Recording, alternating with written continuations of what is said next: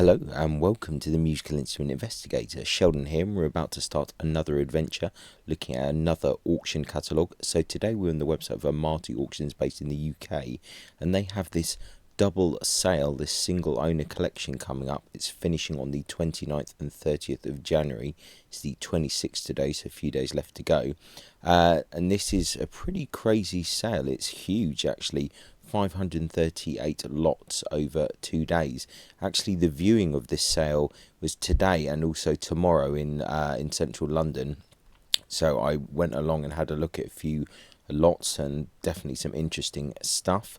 The buyer's premium or fee for this auction is 22%. So whatever the final hammer price is, you need to add that to the hammer.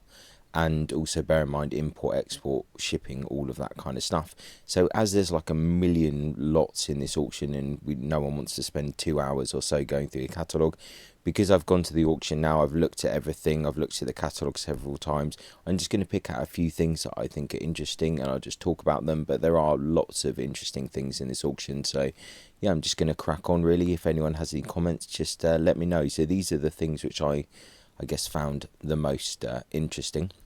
So starting here with this cello, Bet School, England, circa 1820. Nice cello, this one. I think in fairly good condition. No reserve at all on this auction on either day, on the 19th, sorry, on the 29th or the 30th. So obviously this is already bid up to 1900 there. Quick look. So Amati have these condition reports here. So you can see they've got kind of closed, crack, damage, etc. That looks in fairly good condition. They also have this 360 viewer, which can be quite handy for kind of looking at the side views as well. I'm a bit zoomed out at the moment actually, because I'd like to kind of view this auction's a bit more zoomed out, but we'll give you a bit more in. So yeah, interesting cello. What to say, there's literally no estimates, there's no reserve, it is what it is. But you know, you'd expect this to be kind of cello, certainly in the kind of 10,000 so range really, I would have thought, but hard to know. Going back to the next cello here, Cello by Lockey Hill, London, circa 1785. Letter of opinion from John Dilworth, there, London 2019. So John Dilworth, well-known kind of expert, especially in kind of English instruments. Yeah, an early Hill family cello there, Lockey Hill. It's obviously got a few problems, a few issues. Current bid 950. Once again, I would expect this to be to go for a fair amount of money. We're a few days off from the auction ending. Really difficult to know how this is going to go. Obviously needs a lot of work. It kind of doesn't even have a bridge or a fingerboard, so that's going to be problematic. Lots of issues, so that's going to affect the price somewhat, but could be an interesting project for someone. A few other interesting cellos here, but don't want to get too into it. Like I said, we'll be here forever otherwise. This is great, a 1/8 size cello by William Walker, Scotland. I did some short videos actually at this auction today, so I think I've got a short video of this. Really cute little 1/8 size cello there. Yeah, I think it's really great, really nice. Not sure how kind of useful it is in the real world, how many people actually want to be using a 1/8 cello for their child, but you never know. I'm sure someone will find use for it. But yeah, good, nice example there, good instrument. This is quite a curious cello, a cello by Nina Gygax. I think I'm probably pronouncing that wrong. Newark, 1997, so maybe a student or someone at that time. Cello's in really good condition, nice looking instrument. 1300 the current bid, could make a nice cello for someone. So yeah, really good condition, well made. So that was an interesting one. On to a few violas. It's split this auction because it's 2 days, so we'll see some more cellos and violas later on. This beautiful viola actually in person, Viola by George Craske, England, circa 1860. If you watch these videos, you'll know that I am bit of a fan of the George Craske stuff. Some of the violins can be a bit iffy, but the violas are usually quite nice, and this one is pretty good. 2,100 bid at the moment. I would expect that to kind of shoot up a bit when the auction comes near to the end. I think yeah, the Violas have quite a good reputation. Another kind of interesting viola here by Otto Bruckner, Mark Neukirchen. Kind of not a particularly old instrument there, but just really nicely made, nice bit of wood, really good condition, 1400 on that. Yeah, nice instrument, nothing too flashy, but yeah, quite curious. There's some really interesting bows in this auction, actually, I have to say. This ivory mounted small size violin bow by John Dodd, London, circa 1780. This is absolutely tiny, this bow. Really is very small, but it's a beautiful bow. Obviously missing the adjuster there, but really nice, really quite rare bow. It is tiny in real life, so yeah, interesting. John Dodd, great kind of English maker there, so yeah, interesting, that one. A few other bows here. There are some, like I said, some nice bows here. A few kind of Dodds and things in here. So silver mounted cello bow by John Dodd, London, circa 1800. Nice looking bow, kind of almost looks kind of transitional period almost, or kind of early classical. Yeah, nice thing there. This auction in general is kind of like a mixture between affordable and specialist. I think obviously it's a single owner collection, but the varying kind of qualities. Some stuff's really good, some stuff not so much. I've mounted cello bow there. So I didn't really look at the bows, I'll be honest, and I didn't take any videos. I've looked at the bows in the catalogue, but I didn't bother looking at them in person. There really are so many bows, and I'm kind of not going too heavy into bows at the moment. Let's see what else we got here. So there's definitely a few curious bows for sure, but we'll move on for now. There are a lot of kind of generic-y violins. Like some of these are quite interesting to look at, but maybe nothing super exciting. We'll just have a look at this one here, just for a sample. So we've got pages. Violin, London, circa 1780, current bid 140. Interesting looking violin, but massive sound post crack there. That's a lot of stuff going on, and that's quite problematic. So yeah, it's inscribed Joseph Hill. I mean, could be, but a lot of work needed on that. And that actually, this little patch here, like kind of where the sound post would sit, that is not particularly nice. Can be repaired by a good restorer, but it's not ideal. There are definitely some kind of higher level things in this sale. We can usually tell actually by how much someone's bid on them, to be honest. So we can just follow the higher bids there. This, I think, is one of the most interesting lots in this auction. A violin, possibly Turin, 17th century. 800 the bid so far. It's in quite a state. Really interesting back though, so quite a curious looking one. So I do like this one quite a lot, but yeah, needs a lot of work there. So scroll not original, viewing advised. So it's got a lot of problems, got some worm and things in unfortunate places, sound post crack on the back. It's a real project, but interesting, because I do like these kind of older instruments. A lot of kind of trade stuff in here as well. As I said, just for the sake of getting through the auction, we're going to just skip through some of this. Right, this is another very interesting one. So a violin, probably by a member of the Testore family, Milan, circa 1750. Now, this is kind of laid out on the table at the viewing, and I have to say, like, it's a bit of a odd instrument. I mean, if someone said to me that this is a Testore, I'd be like, really, are you sure? Upon closer inspection, I guess there are elements and things that do kind of point to that. It's got kind of this brand in the middle. You've got the remnants of the kind of the scratched purfling that some of the Testores have. I guess the front definitely looks a bit more believable than the back, but it definitely would have been a lower tier testore if that is correct. You know, a real like a Paolo Antonio or something, one of the kind of the lowest levels that you could get. So I have absolutely no idea. It's obviously disassembled at the moment, but interesting looking violin. I guess someone might take a go at it for a few grand or something. Maybe it'll go, I wouldn't be surprised if that might go up a bit higher, maybe 5 or even higher than that, but you know, you never know what happens with these things. So got a violin by Lockie Hill, London 1780. It's a nice looking instrument, this one. I think it has a little bit of kind of issues going around. It needs a bit of work there, but could be worse. Interesting one. Let's have a look at some of these other ones here.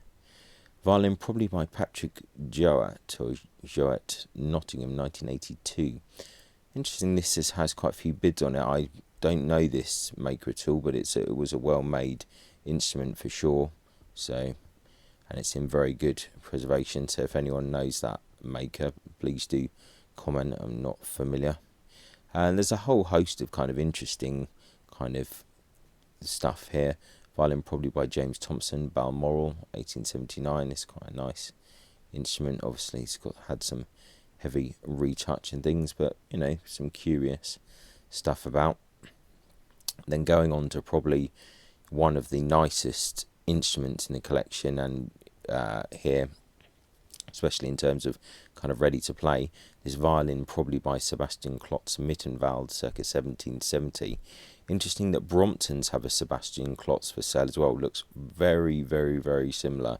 So I would not be surprised if this was actually correct. Really nice violin. Looks like it's been restored or so. Yeah, nice instrument. Check the length there, 360-ish. So yeah, I think a nice instrument, that one, for sure. Let's have a look here. Violin by Job Arden Wilmslow, 1875. It's again not a make I'm particularly familiar with, but told that have quite a good reputation. It seems like a fairly nicely made instrument there. It's got a receipt from Hill and Sons, so that's kind of curious. Let's see what else we've got here. This is probably going to be one of the most kind of popular instruments in this auction. So a violin by Gand Bernardel Frère, Paris, 1881. 6,500 on that. So these very, very popular kind of French violins here, and in a really nice condition, to be honest. So I wouldn't be surprised if that kind of doesn't go up a bit higher. Maybe 8, could be 10, not sure. Kind of pulling these figures out off the top of my head, but definitely could be interesting. And a few other things like this violin, England, circa 1780. There's a few kind of interesting kind of English instruments in this auction. The same with the Bromptons one, actually. If you like English instruments like I do, there are definitely some interesting ones about. Then we've got another one, probably English. Interesting kind of position of those F holes there. 210, current bid on that. Curious, quite upright scroll there.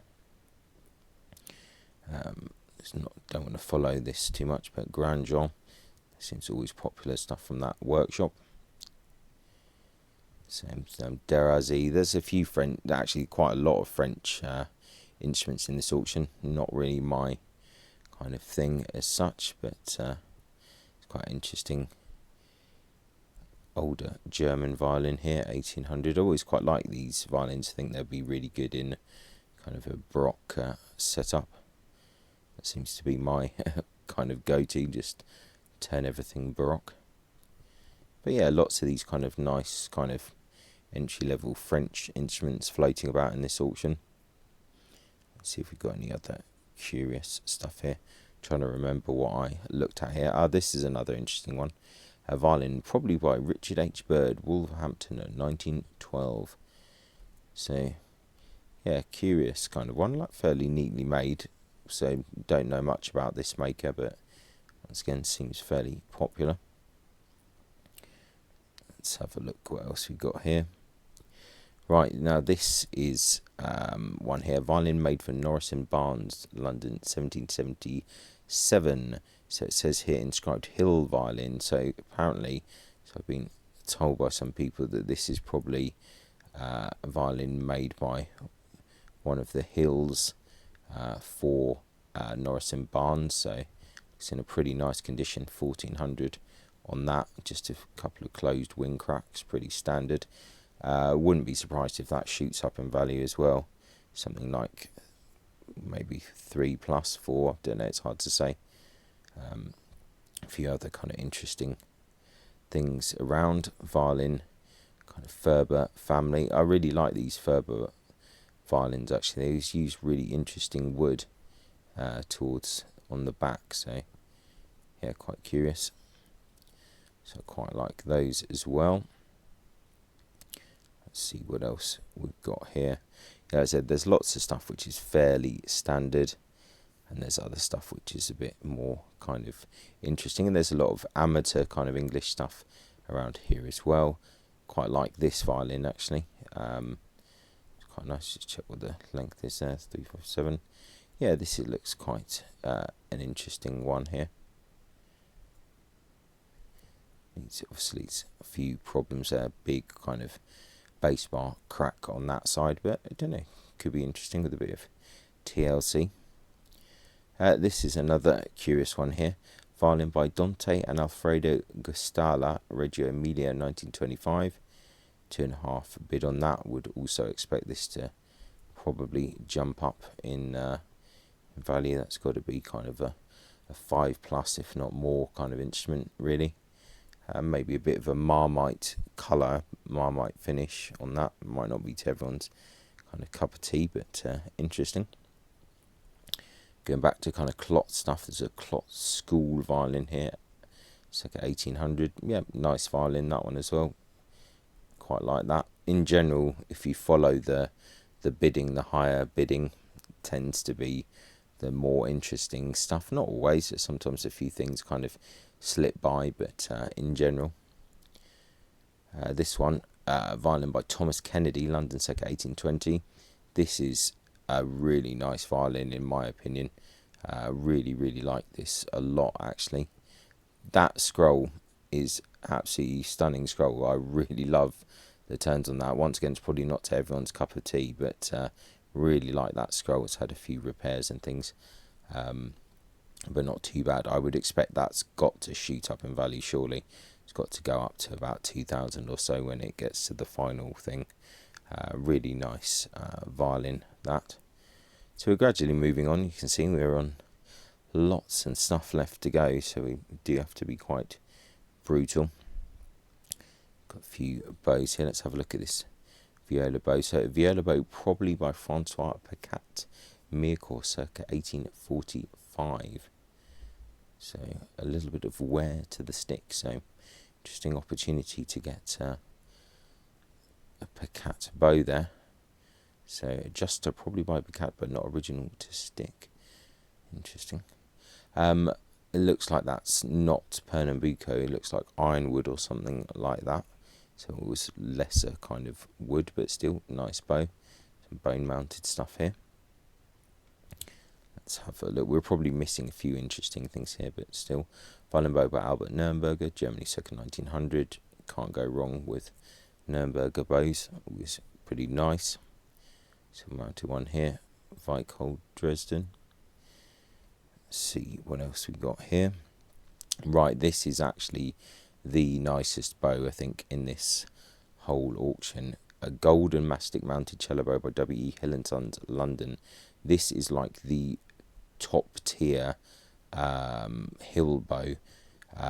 Obviously not genuine tortoiseshell in this one because this is kind of past that being restricted, but gold mounted tortoiseshell, gold fleur-de-lis. That's the top kind of level of bow for the Hills violin, viola, cello. Really nice bow. Wouldn't be surprised if that might go up a little bit more. I mean, that is really the pinnacle of kind of Hills. They would have used their best Pernambuco sticks for this, so maybe it could go up to 5 or so. It's really hard to say how these things will go. Got a few other kind of high level things here. We've got another hill bow, so there's a few hill bows in this auction actually. Some lesser ones, some kind of higher. So silver mounted viola bow, probably James Dodd, London circa 1860. Interesting bow there. Let's see what else we got here. Nickel mounted viola bow, probably workshop of Francois Picat Mircourt. So another kind of possible Picat, kind of not too dissimilar actually from the other one. You can see once again this seems to be some kind of ironwood rather than Pernambuco, I think. So that's interesting. But many bows to look at. So if you're in the market for bows, you could definitely look at this auction, because they literally have hundreds for sale here. Even some which don't have any bids on. So that's opportunity there. They've got a few bundles. Also selling a few kind of cases and things, but we won't get into that too much, otherwise we'll be here forever. A few more cellos here, actually two which I think are interesting. This one, a cello by Kenneth H. Grimley, Ainsdale, 2004, 550 bits of art. This is actually a nice cello, nicely made. Yeah, it's nice and neat, in good condition, like nothing spectacular, but no, interesting. Here's a cello body by Joseph Hill, 1756, 700 bid on that.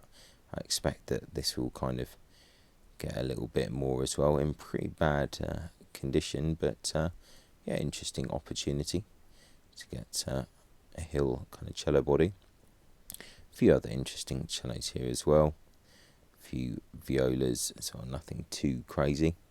Got a few more bows. So silver mounted violin bow, Germany, 20th century. So E.W. Zofel. So 1100 bid on that. So I don't know enough to comment on why that's so popular, to be honest. An ebony and silver mounted violin bow, branded Dodd. I think quite like this. Kind of interesting looking adjuster there. Looks kind of a bit transitional. So moving on, so we're gradually getting there. There's a few more bows here, so like I said, there really is a crazy amount of stuff, and take your time and have a look through it, and you might find something interesting for yourself. Quite like some of these older bows. This is kind of a nice kind of classical-ish period, transitional classical bow. Ivory mounted violin bow, probably by John Dodd, London, circa 1780. So I really like that kind of bow, really nice. I'm sure that'll go for a bit more money than that. Still a few things that haven't been bid on. We're back to a few violins here as well, so we'll keep an eye out for any interesting things here. Some curious stuff going on. I said most of the ones with the higher bids are the kind of the better ones, but there are a few kind of curious ones here and there. Another violin, Germany, circa 1800. So it's a few nice little violins floating about for not outrageous money, but I'm sure when it gets nearer to the auction day, this will all shoot up in value. Let's see what else we got here. This is one of the better ones as well. So a Krusk violin, and this one actually a really nice violin. I've said before in a few of the auctions that some of them are a bit hit and miss, but this one's really nice. Obviously it looks like it's got some new wood there at the side, some other issues, but not too bad in general. I wonder if we can zoom in a bit here. So yeah, it's curious. So something may have happened there, or maybe even when he was making it, he did something that's a bit unclear. But yeah, 900 bid on that. I mean, these are usually a few thousand, 3,000 at an auction, maybe a bit more. And then in the shops, they'll probably be 8 or something like that. So this actually great violin, possibly Paris, 19th century. Really like this violin. And they were laid out next to each other in the auction. Obviously a lot of problems on the front of that, but Yeah, nice violin. Needs obviously TLC, but quite cool. Let's see what else we've got here. Yeah, it's just a few curious things here. This violin, probably by Alex Murdoch, Glasgow, 1881. This kind of quite moustachy kind of F-holes there, and generally quite curious. And still the same, lots of other kind of interesting bits and pieces floating around. Some stuff in pretty dire kind of position, but others not too bad. I think this second half of the catalogue gets a little bit more generic, I have to say, but still a few kind of interesting bits floating around. We'll just skip through those for now. But yeah, a lot of kind of amateur English stuff as well. Let's see if there's anything curious to look at. So this side of things, not so super interesting. Violin probably by W.M. Bankin Turriff, 1877. Fairly curious enough looking instrument there. Some kind of oddball stuff floating around as well. I think I remember seeing this, yeah, violin by W.M. Harrison, Batley, 1909. Actually kind of fairly nice in person, actually, quite like it. It's kind of a bit quirky on the outline, but in general I think it was, yeah, quite interesting. Maybe it's a little bit on the large side. Back to a few bows again. Nothing too crazy there. Let's see if there's anything else interesting. So yeah, definitely the bow situation is quite curious. Silver mounted cello bow, probably by a member of the Tubbs family, London, circa 1880. Nice looking bow. That's a beautiful head, a really sweeping kind of head. Really nice, yeah, nice condition. So that'll probably do quite well at the auction as well. I said I didn't look at any bows actually in person, but seeing this golden horn mounted violin bow by Howard Green, Fife, circa 2010. Interesting, 1300 on that. Actually, the one before is a very interesting bow. Ebony mounted transitional violin bow by Edward Dodd, 1800. So yeah, nice, really nice looking bow. I've seen a few Dodds with this quite similar kind of quality of stick actually. 475, I think that'll go for quite a lot of money. Nice looking bow. A few more bundles and things, and I think the last bit, yes, a few cases and stuff. So that was just a real brief overview of this auction, of the stuff that I thought was interesting. Yeah, cool auction. Check it out if you've got time. I'll put a link in the description. Any comments or questions, please let me know. So this auction finishing on the 29th and also the 30th of January. It's the 26th today, so you've got a few days left to go to bid. So thanks a lot for watching. Really appreciate it. And I'll catch you next time. Bye.